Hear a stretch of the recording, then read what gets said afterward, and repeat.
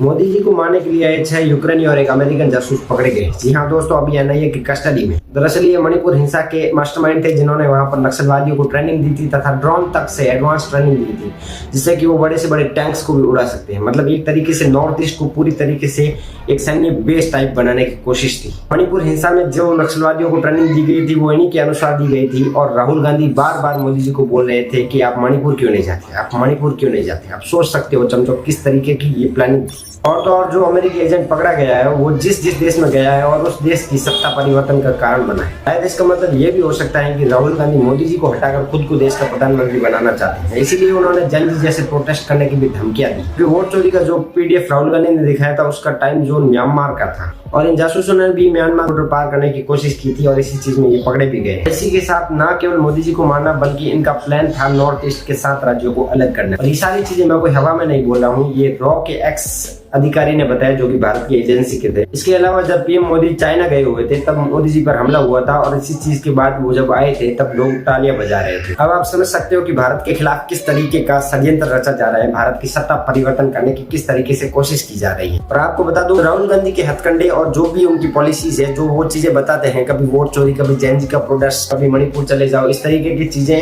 वो सारी चीजें उसी तरफ इंडिकेट कर रही हैं जो अमेरिका चाहता है कि इस तरीके से भारत की सत्ता का परिवर्तन किया जाए। अब तो ये भारत में पूरी तरह ये प्लानिंग सेट कर चुके थे, देख सकते हो। बाकी आपकी क्या राय है कमेंट में जरूर बताओ।